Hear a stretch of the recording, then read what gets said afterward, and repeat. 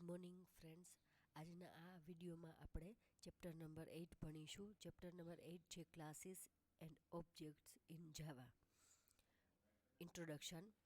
A class contain both data and program code. Class છે એની અંદર બેનો સમાવેશ થાય છે, ડેટા અને પ્રોગ્રામ કોડનો.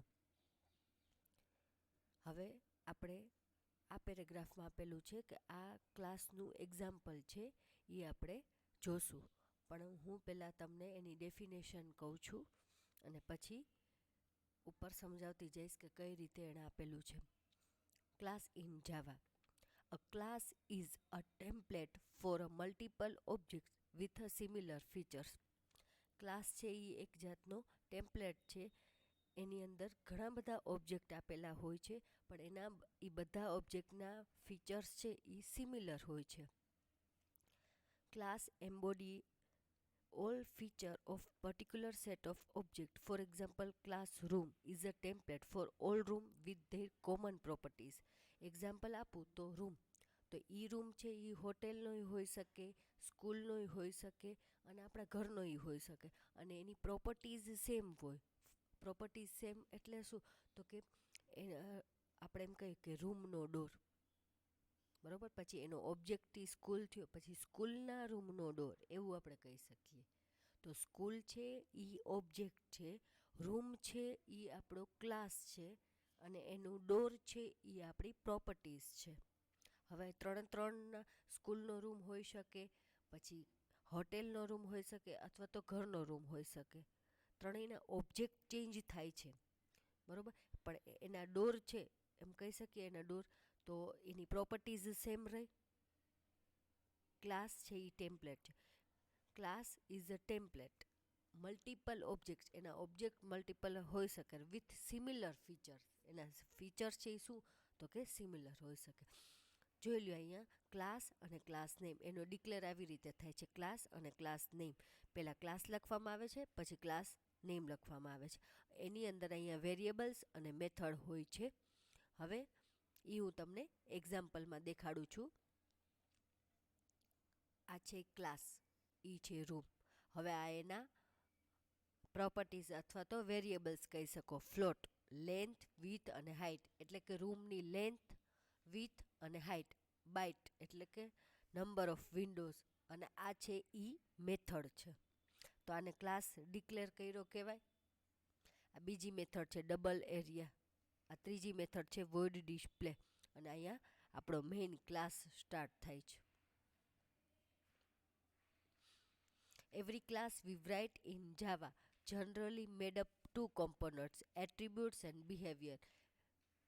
આને વેરિયેબલ અને મેથડ કહી શકો, અને એટ્રીબ્યુટ અને બિહેવિયર પણ કહી શકો. Attribute are defined by variable in a class.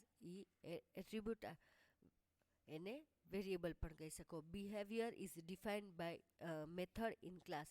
બિહેવિયરને મેથડ કહી શકો. Method are use to access or modify attribute. મેથડનો ઉપયોગ છે એ એટ્રીબ્યુટને મોડિફાય કરવા માટે અથવા તો એને એક્સેસ કરવા માટે થાય છે. એનું એક્ઝામ્પલ જોવું હોય તો તમે જોઈ શકો છો. અહીંયા વોઇડ સેટ એટર, આને એક્સેસ કર્યો અને મોડિફાય, અહીંયામાં વેલ્યુ ચેન્જ કરી.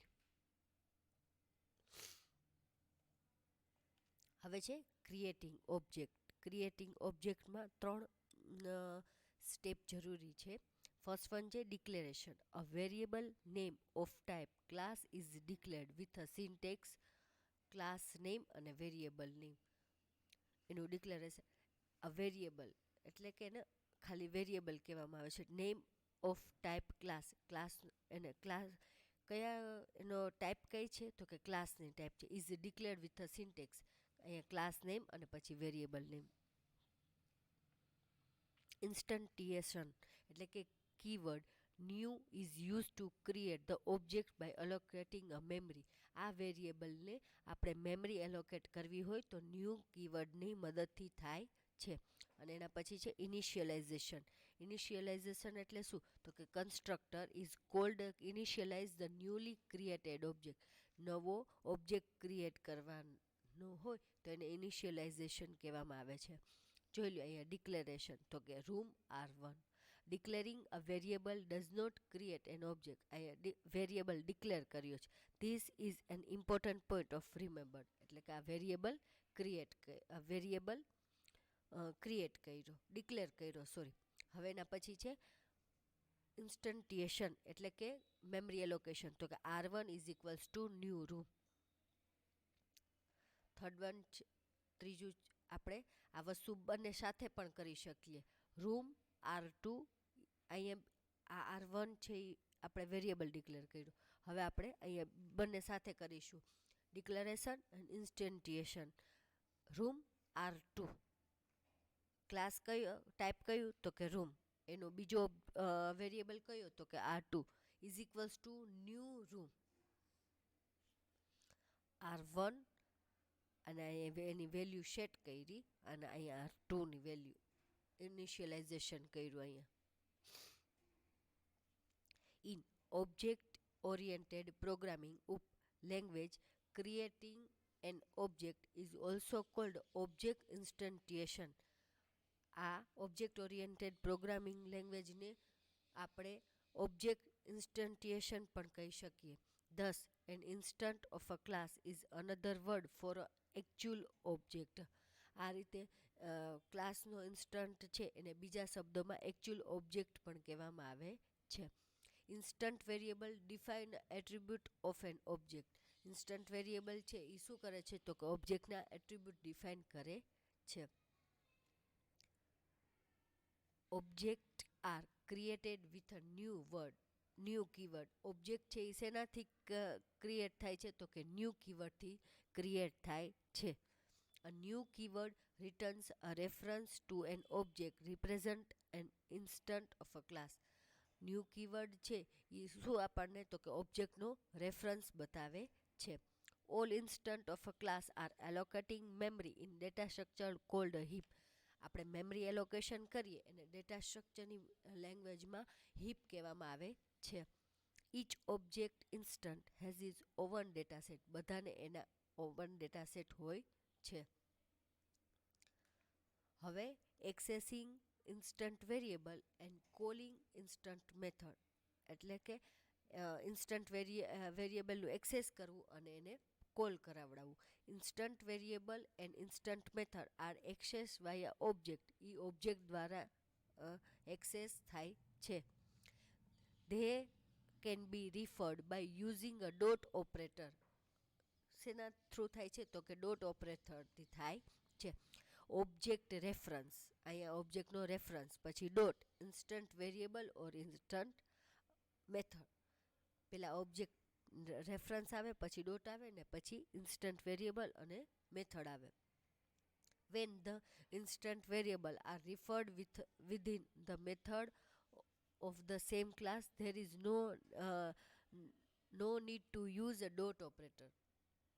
જ્યારે ઇન્સ્ટન્ટ વેરિયેબલ અને મેથડ સેમ ક્લાસના હોય છે ત્યારે ડોટ ઓપરેટરની જરૂર પડતી નથી. જોઈ લ્યો રૂમ R1 અહીંયા ડિફોલ્ટ છે. System dot out dot println R1 dot length illegal. આ ઇલીગલ છે. શું કામ? કારણ કે અહીંયા છે એ શું છે તો કે નલ વેરિયેબલ છે. નલ પોઇન્ટર ઇઝ જો ઉપર આપેલું જ છે. Use such null reference or null pointer is illegal may raise the exception. બરોબર, અહીંયા નલ વેલ્યુ છે એટલા માટે અહીંયા શું કહે છે ઇલીગલ કહે છે. પછી R1 ડોટ ડિસ્પ્લે એ ઇલીગલ છે. આ છે એ શું છે ઇન્સ્ટન્ટ વેરિયેબલ છે અને આ ઇન્સ્ટન્ટ મેથડ છે. શેનાથી તો કે ડોટ ઓપરેટરથી. પણ આ છે એ ઇલીગલ છે. શું કામ? કારણ કે અહીં નલ આપેલું છે ને એટલા માટે. તમારે ખાલી એટલું જ સમજવાનું છે કે અહીંયા ડોટ ઓપરેટરથી એક્સેસ થાય છે. ક્લાસ વેરિયેબલ અને ક્લાસ મેથડ એ આપણે નેક્સ્ટ વિડીયોમાં જોશું. Thank you.